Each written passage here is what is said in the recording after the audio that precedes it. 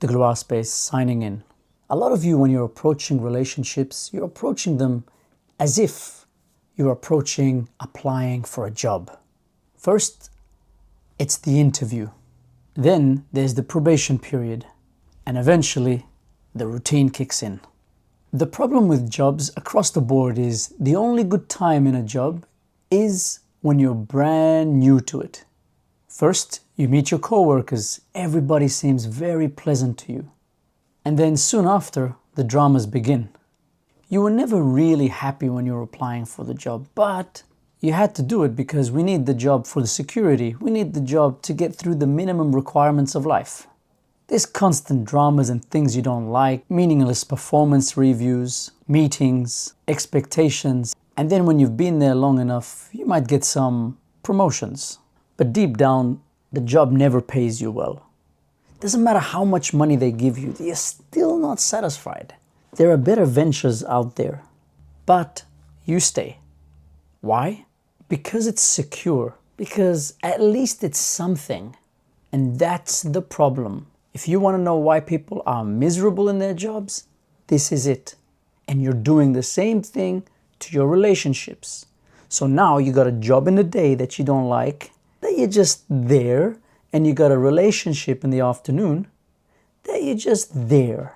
Quick pause over here. If this is hitting a chord in you, something that's making you say, yeah, I know what you mean, I've been there, then do me a favor that won't take a moment of your time.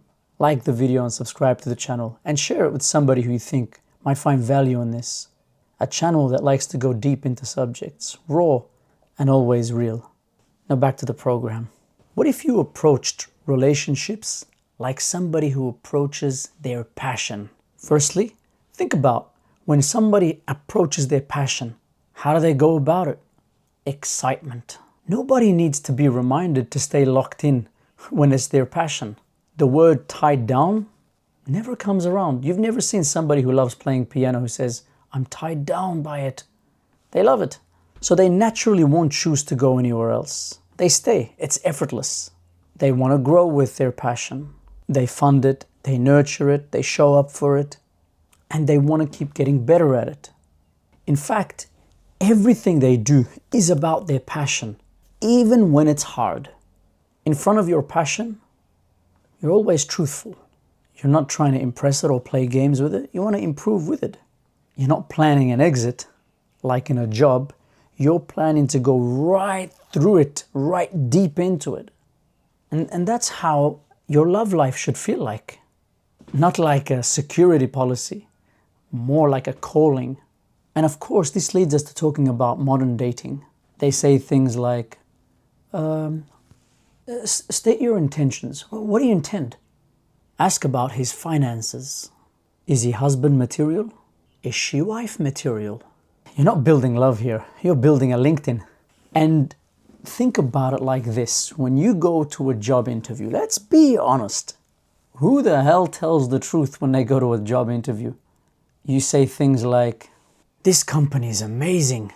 And really, you don't even care.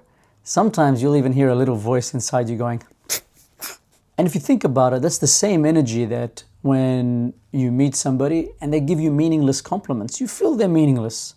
Naturally, the man is going to have to say to you, I see a future here.